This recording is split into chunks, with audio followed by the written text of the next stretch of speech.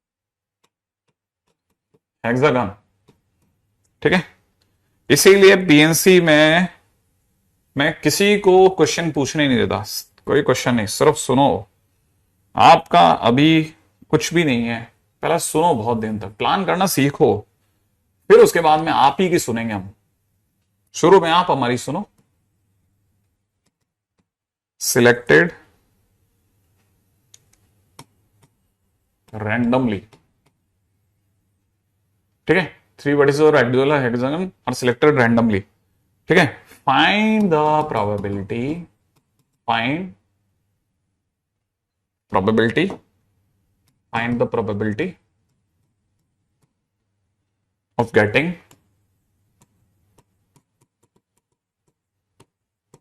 Equilateral triangle. Mains में 2 बार आ चुका है, इसलिए ध्यान रखना, ठीक है। और हंसी आती है, बताइए इस क्वेश्चन में इसलिए हंसी आती है क्योंकि हम बता चुके होते हैं ना, फिर नहीं होता लोगों से, तब तकलीफ लगती है। रेगुलर हेक्सागन है, सारी साइड्स बराबर है, ठीक है। अच्छा, ये अगर सारी साइड्स बराबर हैं, हमको पहली बात कितने वर्टिसेस हैं? 6। 6 में से कितने चुनने, कितने चुनने क्वेश्चन में? 3। तो पहली बात तो प्रोबेबिलिटी ऑफ ए, तो नंबर ऑफ सैंपल इस पे 6 में से 3 चुनने 63, ठीक है ना। अच्छा, अब आपकी बात सुनो, 6 में से 3 चुनने और उनका इक्विलेटरल ट्रायंगल बनवाना है। इक्विलेटरल ट्रायंगल बनाना पक्का है। मैंने ये चुना, ध्यान से सुनना, और ये चुना, ठीक है, इन दोनों को मिला दिया, ठीक है। आप मेरे को बस ये बता दो हेक्सागन में ये एंगल कितना होता है? हेक्सागन में ये एंगल कितना होता है? ओके, जल्दी सोचो। हेक्सागन में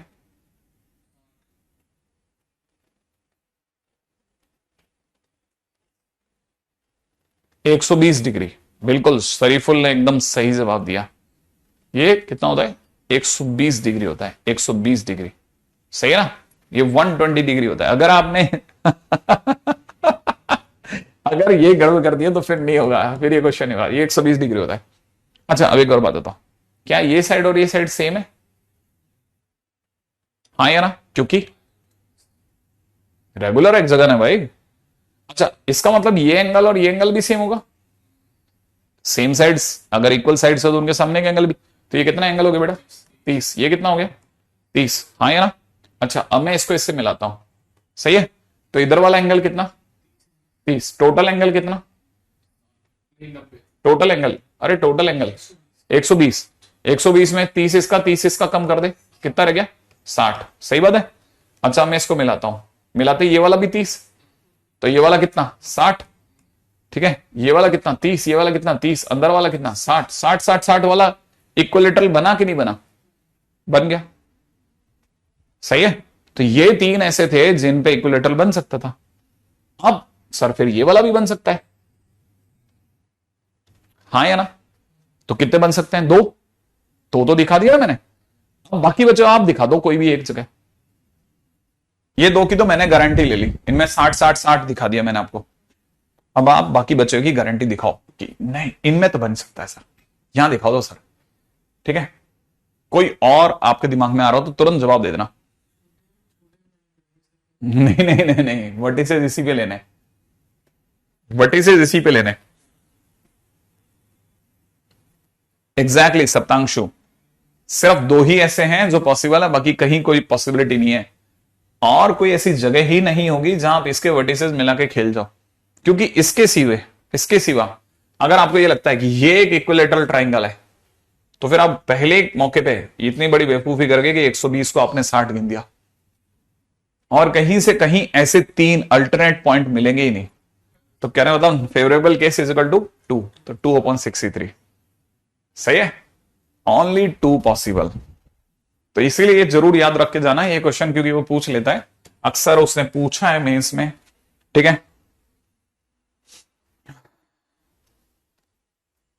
ठीक है, अगला question, from a well shuffled from a well shuffled deck of cards, ठीक है। 2 cards are drawn, 2 cards are drawn randomly, ठीक है। First find probability that both cards are face cards, ठीक है। Find probability that both cards are face cards, ठीक है। बड़े जल्दी समझ में, ठीक है। अब देखिए साहब, ऐसी बात है कि हमको कितने कार्ड निकालने, दो, सीधा प्रोबेबिलिटी में हमला, कितने में से निकालने, 52 में से 2, सही है। अच्छा, अब उसमें से भी फेस कार्ड कितने, 12, फेस कार्ड कितने होते, 12, उन 12 में से 2 आने चाहिए भाई, उन 12 में से 2 आ रहे हैं तो फेवर की चीज है। टोटल केस, ये फेवरेबल केस है। फेवरेबल केस कितना, 12 में से 2, 12 में से 2 ही तो हमारे फेवर में है, सही है ना। तो 12 में से 2 आए तो हमारा फेवर का, और टोटल हमारे पास 52 में से 2 आ जाए, तो 52 सीधे ऊपर से ऐसा। अब सेकंड क्वेश्चन, दिमाग नहीं लगाना, स्ट्रेट खेलो, स्ट्रेट खेलो, स्ट्रेट खेलोगे जल्दी आंसर में पहुंचोगे, उल्टा आप हैरान करोगे खुद को, ठीक है। Find probability that one card is spade, ठीक है। स्पेड, चिड़ी, हुकुम, हुकुम, हुकुम, एंड अदर इज हर्ट, ठीक है, एंड अदर इज हर्ट। 52 में से 2 पत्ते निकाले, 52 में से 2 पत्ते निकाले, चांसेस 52C2, सही है। 52 में से 2 पत्ते निकाले, चांसेस क्या है, 52C2। उसमें से एक हुकुम का पत्ता है, माने 13 में से 1 आए, फिर दूसरा पत्ता 5 में से 1 आए, तो 13 में से 1 आए। क्या बोला मैंने, 52 में से 2 पत्ते निकाले, पहला पत्ता हुकुम का है तो हुकुम के 13 में से 1 आ जाए, दूसरा 5 में से 1 आ जाए, तो 13 पत्ते में से 1 आ जाए, सही है। धीरे धीरे, अंतिम मत मानना, सीखते जाना, ठीक है। अगला क्वेश्चन,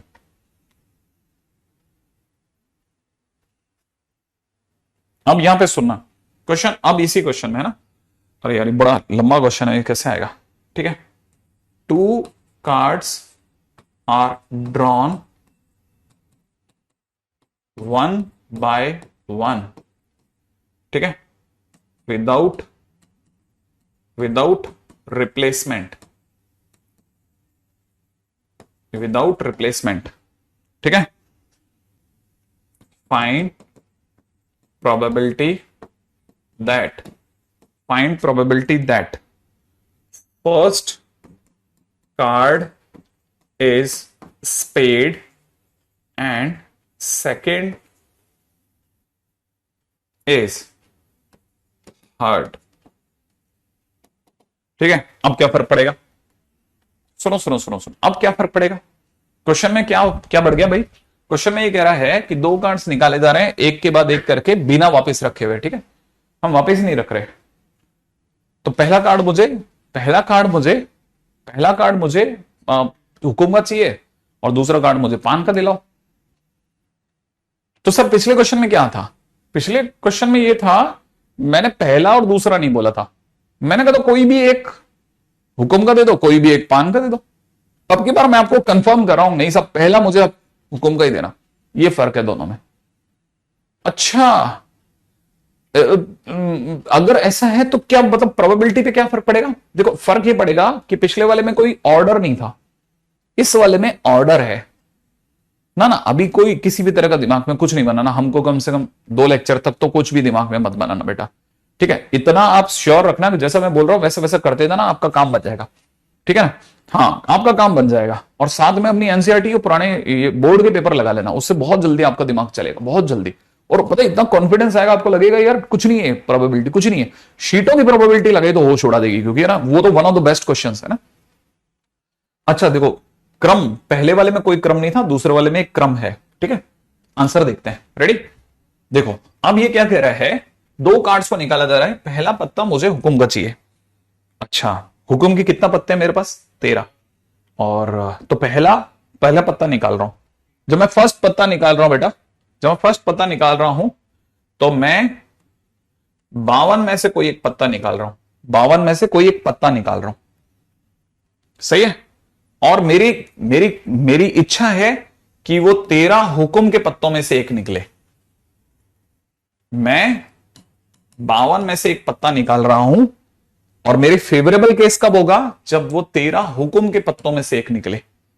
निकल गया तो पहला पत्ता मेरे पास हुक्म आ गया है, अब मैं रोक गया हूं, फिर आगे सोच रहा हूं, फिर मैंने हुक्म का मेरा पहला पत्ता आ गया, मैंने साइड में रख दिया, मैंने साइड में रख दिया कि लो इससे पकड़ लो, तुम हुक्म आ गया। जैसे आपने इसे पकड़ा, अब सामने वाले से मैंने कहा अब कितने पत्ते रह गए तेरे पास, उसने कहा 51। मैंने कहा अब 51 में से एक पत्ता और निकाल, समझ रहे आप, 51 में से एक पत्ता निकाला। और इस बार मेरी इच्छा है कि नहीं साहब वो लाल पान का पत्ता निकले, तो मैं अगले लाल पान के कितने पत्ते हैं, 13, 13 में से एक चाहता हूं। तो सर ये तो सेम ही हो गया ना, सर ये तो सेम हो गया ना, सर ये सेम हो गया ना। देखो जरा, अब जरा यहां पे देखते हैं क्या ये सेम हुआ क्या। इसका आंसर देखो, इसका आंसर पकड़ते हैं। ये अपने को दे रखा है 13 सी का मतलब 13 इंटू 13 बट्टा 52 इंटू 51, ये लिखा है ना। अच्छा ये वाले को पकड़ो, ये लिखा है 13 इंटू 13 बट्टे में ये लिखा हुआ है 52 इंटू 51 बट्टा 1 इंटू 2। ये 1 इंटू 2 ऊपर चला गया, समझ रहे आप। ये जो 1 इंटू 2 लिखा है ना नीचे वाला, ये 1 इंटू 2 ऊपर जा रहा है। तो आप अगर यकीन करें तो यहां पे डबल हो गया इसका आंसर, ये दिख रहा है आपको, इसमें डबल हो गया आंसर। पिछले वाले में डबल नहीं था, इस वाले में डबल हो गया। क्या आपको स्टोरी समझ में आई। इसका मतलब जब भी चीजें सर विदाउट ऑर्डर होती है ना, ऑर्डर में आधी रह जाती है। जब आप कोई ऑर्डर को फॉलो करते हैं ना तो आधा रह जाता, आधा आधा रह जाता, आधा प्रोबेबिलिटी आधी हो जाती है ऑर्डर को फॉलो करने पे। वो भी जब 2 की बात हो, 3 की बात हो तो सोच सकता है शायद 1/3 ही रह जाए। क्या मेरी बात समझ में आई है ना। स्टोरी पकड़ के चलना। अब सिलेबस तो आपका खत्म ही है यार, हिसाब से देखा जाए तो, ठीक है। ये चैप्टर के बाद में आप पीछे तो कर ही नहीं सकते।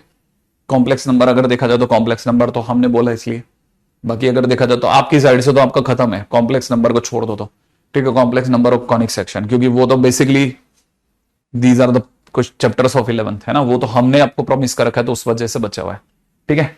बाकी अगर देखा जाए तो चैप्टर तो आपका खत्म हो गया 12th का, है ना। तो सिलेबस को लेकर के तो प्लीज यहां पे तो मत गो आप, अगले क्वेश्चन में बात करते हैं नेक्स्ट, ठीक है। अच्छा अच्छा अच्छा अच्छा अच्छा अच्छा, अगला क्वेश्चन सुना आप तो मस्त मस्त बातें सुनो, बहुत मस्त मस्त बातें। 2 natural numbers are randomly selected. 2 natural numbers are randomly selected from a set of first 20 natural numbers, ठीक है। अच्छा, first find probability that both, ठीक है, बोथ नंबर्स आर, क्या लिख दिया यार, both numbers are twin prime number, both numbers are twin prime numbers, ठीक है।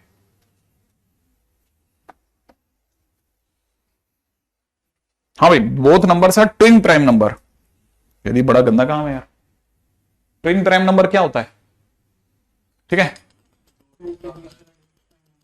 ट्विन प्राइम नंबर क्या होता है, ट्विन प्राइम नंबर, ये क्या 3D ज्योमेट्री लिख रहा आशीष जी, ये बच्चा अपने बीच का ही नहीं है, तुमको तो पहले कभी देखा ही नहीं बेटा, मैंने पूरा साल निकल गया, कहां थे तुम, हाँ।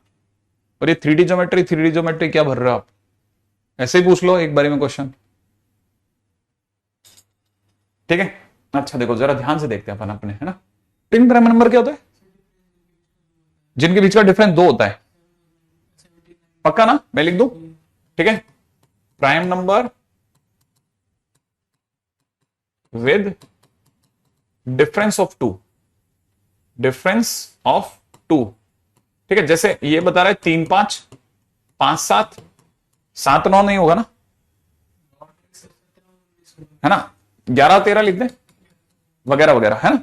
अच्छा अब जरा यहां पे देखते हैं हमारे पास में सेट क्या है, सेट सेट सेट सेट, हमारे पास टोटल सेट क्या है, set of first 20 natural number 1 2 3 4 5 6 7 से लेकर के कहां तक 20 तक, उसमें से हम चलते हैं साहब, ठीक है। अब उसकी बात करते हैं, क्या twin prime number 3D geometry कब होगा, देखो है ना, मैं जानता था एग्जैक्टली, वेक्टर के बाद हमने 3D करा दिया है, मैं तभी कह रहा था कि तुम हमारे बीच के नहीं लग रहे, ठीक है, मैंने तुमको कभी नहीं देखा बेटा नहीं 3D कब होगा, हमने इतनी जान लगा के 3D पढ़ाई यार। अच्छा देखो अब इसमें से हमको क्या करना है, कितने सेलेक्ट करने, 2, तो पहली बात सीधा प्रोबेबिलिटी पे अटैक, कितने में से 20 में से 2, ये चुनना ना बेटा, तो 20 में से 2 चुन ले। अब अपन ये ढूंढते हैं कि हमारे पास कितने प्राइम नंबर है, कितने प्राइम नंबर है ना, ठीक है, 3 5 5 7 11 13, और कौन सा रह गया, एक मिनट चुन लेना पहले, 3 5 5 7 11 13 13 15 नहीं हो सकता, 17 19 और कुछ नहीं, फिर तो हम तो 20 से बाहर निकल जाएंगे ना। 20 में हमारे पास में फेवरेबल क्या है, 4, फेवरेबल सिर्फ 4 है, फेवरेबल सिर्फ 4 है, 4, ठीक है। हाँ लेकिन ये बच्चा हमसे पूछ रहा है कि कोर्स कब होगा, तो आप बताओ कोर्स की कोई फाइट है कि सर कब होगा, दिसंबर के बाद तक होगा क्या, ऐसी तो फाइट हमारी है ही नहीं। अब 12th का कोर्स तो एक तरह से देखा जाए इस चैप्टर और इक्का दुक्का छोटे मोटे मतलब जिसे कहते हैं ना चैप्टर्स के साथ ही खत्म हो गया, फाइट सारी की सारी 13 में बची है, ठीक है, तो 12th की तो ऐसी कोई फाइट ही नहीं है। अगला क्वेश्चन, ठीक है, अगला क्वेश्चन चलो, और कुछ नहीं, अपने को इधर उधर घुमा रहा है यार ये आदमी, पढ़ाई के टाइम पे पढ़ाई की बातें होती है, हम बात कर रहे हैं प्रोबेबिलिटी की, अगला कोर्स की बातें कर रहा है, बताओ कैसे सूझ सकता है आपको, आप बताओ, अच्छे खासे पढ़ते हुए बच्चे को कैसे स्ट्राइक करेगा सर कोर्स कब खत्म होगा, मतलब वो पढ़ ही नहीं रहा था, कहीं और था वो, ये क्या क्वेश्चन होता है ना, ये कहां से आता है दिमाग में तुम लोगों के, मतलब तुम्हारे तो नहीं आता, मतलब किसी के भी आता है तो क्यों आता है ये सब, ये नंबर ये कहां से दिमाग में लाते हो तुम लोग। If 3 distinct numbers are selected, ठीक है, कितना अजीब लगता होगा ना, सोचो यहाँ पे अच्छा खासा आदमी पढ़ा रहा है, सामने से कोर्स कब होगा, क्या मतलब किधर चलेगी बात, हाँ हम क्या कर रहे हैं, हम कर क्या रहे हैं, हम प्रोबेबिलिटी की बात कर रहे हैं, तुम सिलेबस की बात कर रहे हो, क्यों ऐसी जल्दी क्या है, क्या कर लोगे बताओ, मान लेते एक बार बच्चे सर कल ही खत्म हो जाएगा, अब इसके बाद क्या करेगा, सर मैं नॉलेज बढ़ाना चाह रहा हूं जनरल नॉलेज बढ़ा रहा है, ठीक है, किस लिए कर रहा है, ठीक है। If 3 distinct numbers are selected, मतलब सोचो आप कितना, क्या बोला जाए, 3 डिस्टिंक्ट नंबर्स आर सिलेक्टेड, और पता है हर टीचर के साथ में मजे लेते हैं, फ्रॉम दिस सेट, मतलब ऐसा होना चाहिए जैसे कुछ नंबर बैन होने चाहिए, सिलेबस बैन, ठीक है, लिखते ही आउट, 15 दिन की छुट्टी, ठीक है सिलेबस लिखा टाइप किया, जैसे एंटर मारा 15 दिन की छुट्टी चलो आराम कर रहा है अब कई दिनों तक, कुछ तो गड़बड़ हो गया सोचो कितना अच्छा लगेगा, नहीं, ठीक है सर सिलेबस आगे लिख ही नहीं पाया कब होगा ठीक है, आउट, ऐसा होना चाहिए, कुछ एक वर्ड होता है ना जो जैसे जो मतलब डिफाइंड वर्ड होते हैं, तो सिलेक्ट करके रख रखे हमने, रखते गए ठीक है, ऐसा होना चाहिए, ठीक है, बहुत अच्छा क्वेश्चन है, इस पर ध्यान देना है ना। 3 distinct numbers are selected from this set, then find probability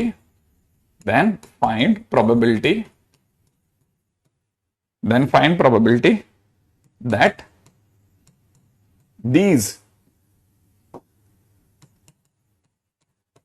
oh gazab, then these 3 numbers are in AP, ये नहीं सोचा था भाई, अगर 3 डिस्टिंक्ट नंबर चुने जा रहे हैं तो उनमें से कितने एपी में आ जाएंगे, बाबा रे ये क्या क्वेश्चन है, ओके 3 नंबर एपी में, ठीक है, खतरनाक क्वेश्चन आ गया, बिल्कुल अब खतरनाक हुआ है क्वेश्चन भाई, ठीक है, सॉरी बहुत जल्दी से समझना, देखो अब मैं ले रहा हूं, पहले जब मेरा D1 है, D1 समझते हो आप, D1 समझ रहे हो, एंड डिफरेंस 1, कॉमन डिफरेंस 1, जैसे 1 2 3, अगला 2 3 4, अगला 3 4 5, सही है ना, अगला 4 5 6, नहीं है, ऐसे बढ़ते बढ़ते लास्ट क्या होगा, 20 19 और 18, यही होंगे ना 3 नंबर। पता है सोच सकते हैं कितने, ये टोटल कितने होंगे, ये कितने सेट है, 18, ये टोटल 18 सेट होंगे, नहीं समझ में, ये 18 सेट होंगे, अरे ये लास्ट नंबर 18 ना, 18। अब कॉमन डिफरेंस 2 वाले ढूंढते हैं, कॉमन डिफरेंस 2 वाले 1 3 5, अगला 2 4 6, अगला 3 5 7, है ना, अगला 4 4 6 8, ऐसा लास्ट क्या होगा वो सोचो, 20 18 16, कितने हुए, 16 सेट हो गए, आई थिंक समझ गए। अब 3 कॉमन डिफरेंस वाले ढूंढो, 3 कॉमन डिफरेंस वाले, 3 कॉमन डिफरेंस वाले, जैसे 1 4 7, 2 5 8, 3 6 9, लास्ट बोलो 20 20 17 13, ना 14, सही है, कितने सेट हो गए, 14 सेट हो गए, हाँ या ना, मेरे को लग रहा है कुछ क्रम मिला मुझे। अच्छा D4 वाला और एक करके अपन पक्का कर देते हैं कि क्रम है कि नहीं है, ठीक है। अगला क्या हो जाएगा, 1 5 9, 2 6 10, 3 7 11, पीछे से होते हैं 20 16, है ना, 20 16 12, तो कितने सेट हो गए, 12 सेट हो गए, लास्ट डैश डैश डैश, ठीक है। अच्छा क्या हमारे पास में कोई ऐसा भी होगा जिसमें कॉमन डिफरेंस 9 हो जाए, पहले ही सोचते हैं सीधा, ठीक है, एक मिनट सच सोच के बताना, 1 9 का कॉमन डिफरेंस माने 10 और 19, सही है, आखिरी वाला कौन सा होगा, 2 2 9 11, 11 और 9 20, कितने सेट आए, 2 सेट आ गए। अब सोचते हैं कॉमन डिफरेंस 10 वाला भी कोई होगा क्या, क्या होगा या नहीं होगा, जल्दी सोच, जल्दी बोल, होगा या नहीं होगा, क्यों नहीं होगा, एक मिनट देख लेते हैं, 1 11 21, आई आउट हो गया, तो कितने सेट है हमारे पास, हाँ वो टोटल केसेस है ना, ये टोटल केसेस हो गए, तो probability of happening of B is, कितने में से 20 में से कितने ढूंढ रहे बेटा, 3, टोटल फेवरेबल कितने हुए मेरे दोस्त, 18 16 14 12 डैश डैश 2, आई एक्सपेक्ट कि 2 कॉमन आ गया, अंदर ही अंदर 1 से लेकर 9 तक का सम आया, 1 से लेकर 9 तक का सम 9 इंटू 10/2, ये पता चला, और नीचे 20C3 20C3 तो चल ही रहा है, तो अपने पास आंसर हो जाएगा 90 divide by 20C3, this is my answer, सही है, बहुत ही क्लासिक क्वेश्चन, बहुत ही क्लासिक, ठीक है। चलिए सब बाकी बातें कल करते हैं, ठीक है। अब थोड़ा 3D का डिस्कशन भी कर दूंगा मैं, है ना, वेक्टर के साथ साथ।